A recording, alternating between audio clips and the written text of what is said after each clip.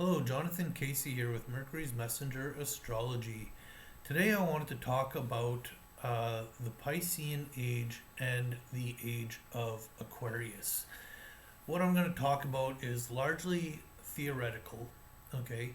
And this video is a lead up into another video that I'm going to do right after.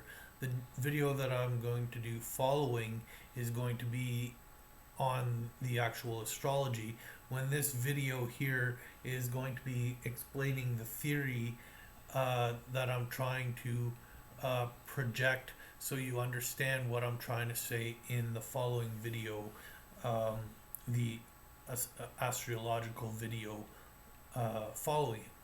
Okay, so I just did a long video and I guess I didn't hit the record button, so I'm having to kind of redo it, and hopefully I'm going to do this a little bit shorter than the other one.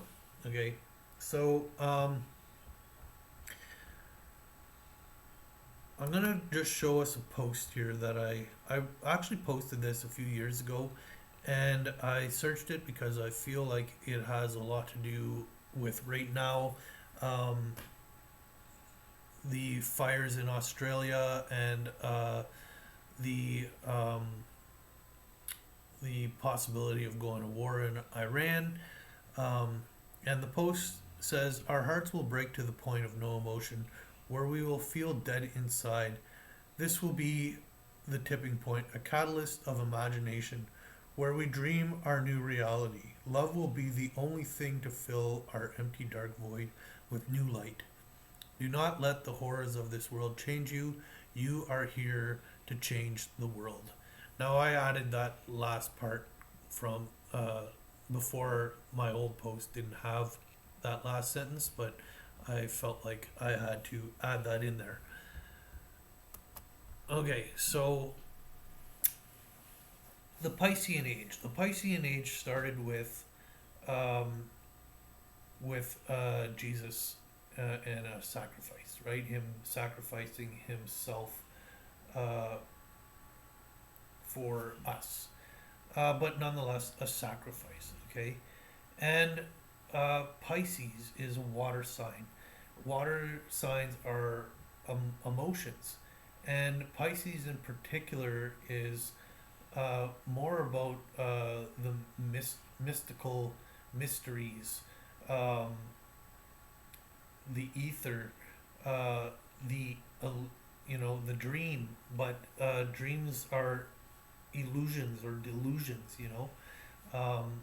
and so I feel like the age of Pisces is an age of mastering our emotions, of sacrificing our emotions, um, so we can move into this golden age. Okay, the age of Aquarius being an air sign, uh, air being not physical, um, and more perceptive. Okay, and uh, and so yes, I feel like emotions in the age of Pisces, emotions are something that causes us to react, because we hold on to this physical reality uh, with emotion, and our heartstrings really um,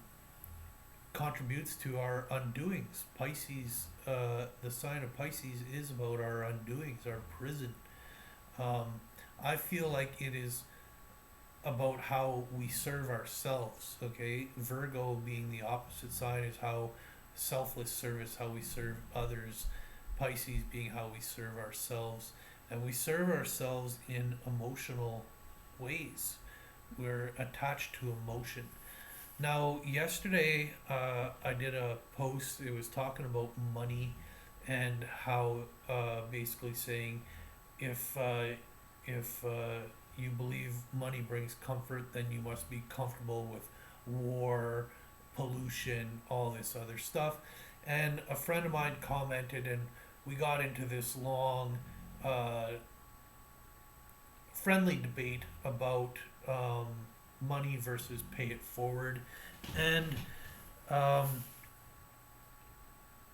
it then turned into science, and because he believes in the laws of science, and I said, and I actually quoted this um, from the basis of what science is, and that is that anything in science, laws, theories, all that kind of stuff, can all be changed when new information comes in. Okay, and so there is no such thing as an actual law of science. It's temporary. Laws are meant to be broken.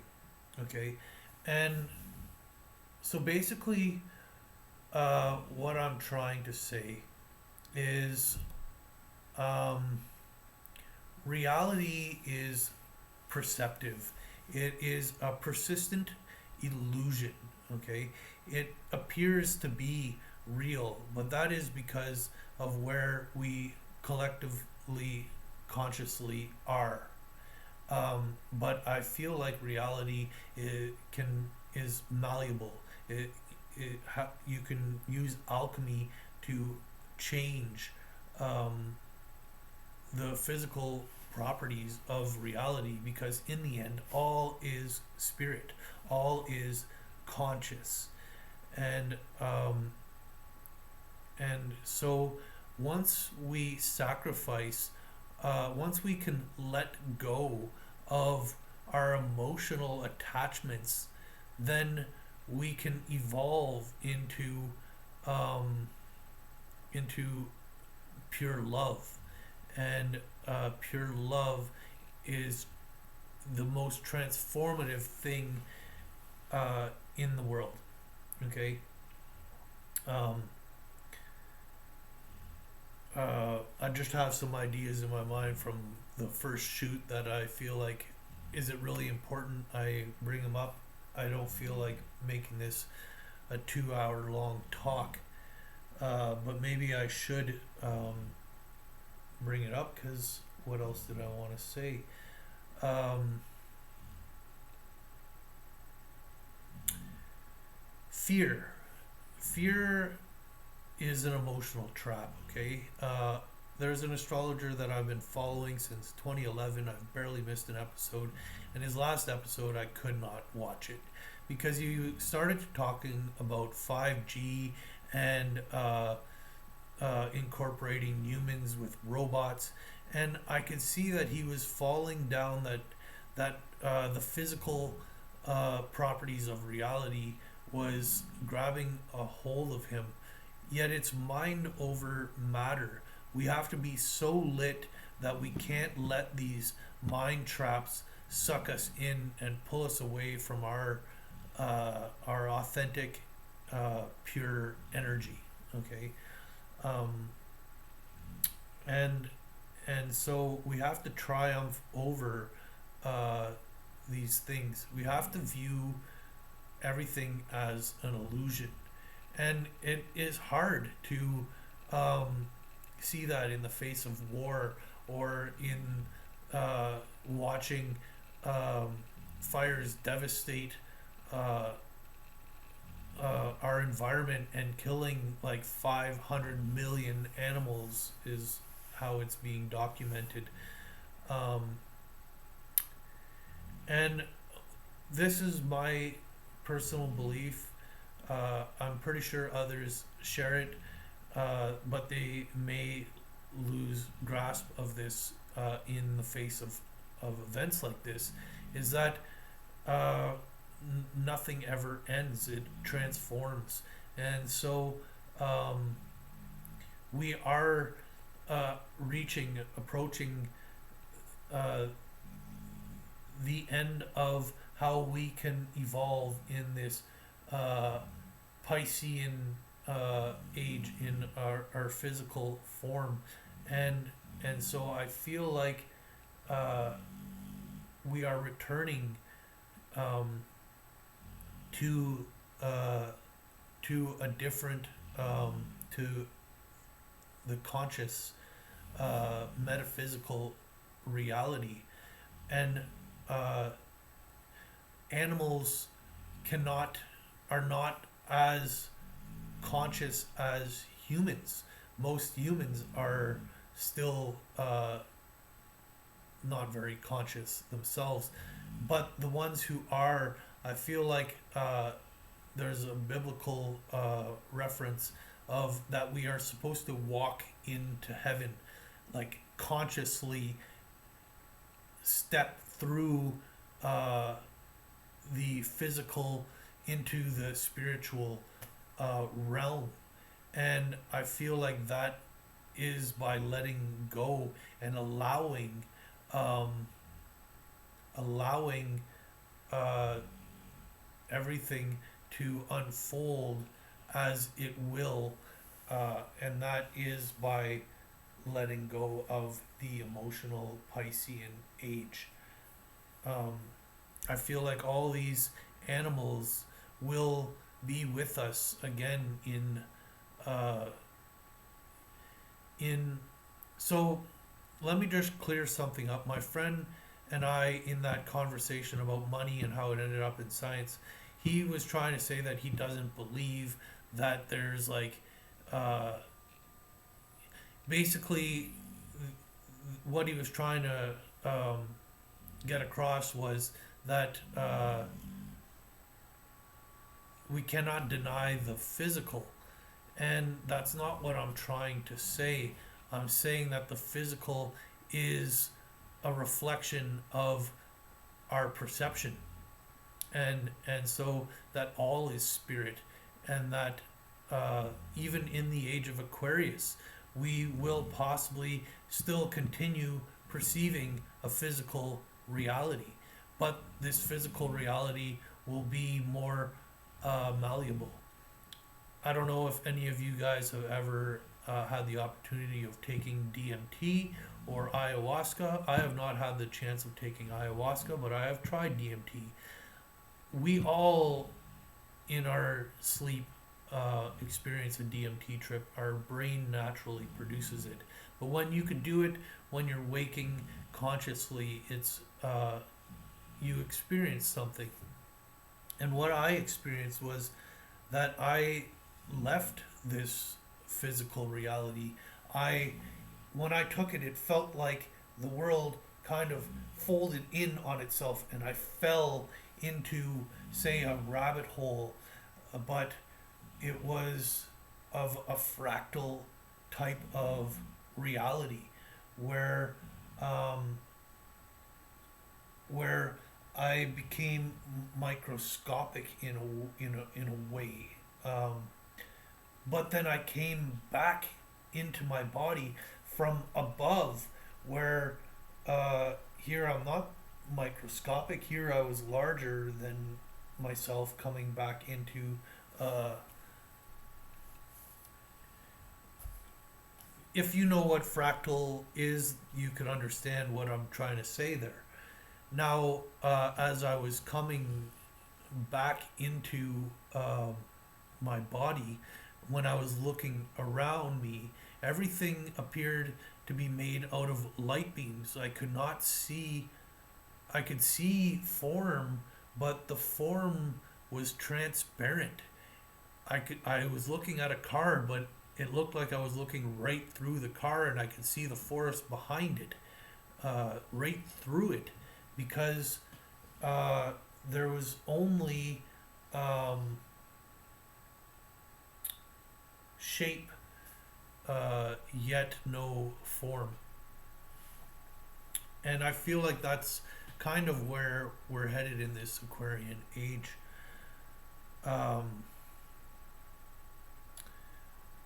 Let me even use a theory of mine on the pyramids, okay? Uh, Even before that. So, I wish I remembered what they're called. It's a type of pendulum that is timed to measure something. And if you put a whole bunch of them all side by side, and so they're all off sync, eventually they actually all become in sync. And there's a concept that I want to uh, share, which is the concept of the mastermind. Okay, and what I mean by this is there was an experiment where they took CEOs and they put monitors on their heart, and these CEOs were in a meeting where they were all talking about something that they were passionate about, and in their passion, their heartbeats came into sync, and in this syncing of their heartbeats, what else also happened was that they were able to build off of each other's thoughts, uh,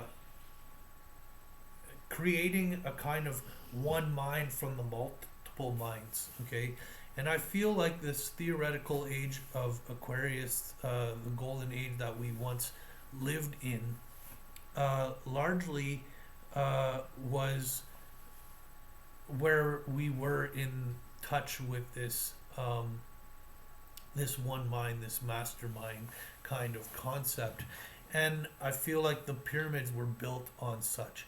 The pyramids appear to be perfect, yet it was basically impossible for it to be engineered to appear perfect. The actual engineering is far from perfect, giving the illusion of perfection. And to me, that was something that could not be engineered. And there's lots to do with the pyramids that cannot be explained in science. And so I said that I believe the pyramids were imagined into existence. Now, I don't think it just like magically happened. I feel like when we are in touch with this mastermind, that we all know our purpose and our place, and that the mastermind can guide our hands into building these perfect dreams. Okay, and that's what I feel like the age of Aquarius is. I feel like that's how the pyramids got built, and so I feel like really right now we are in the final days, the final years of the Piscean age, the age where as my post said, that our hearts will break to the point of no emotion, where we will feel dead inside, that this will be our tipping point, a catalyst of imagination where we dream our new reality. Love will be the only thing that will fill our empty dark void with new light. Okay. Aquarius is about movement. The wavy lines is movement. Movement as in like revolution, evolution. And what is the highest movement? The movement that Jesus was trying to teach us is love. Okay, that is the highest resonance, and that's where the age of Aquarius wants us to be. So don't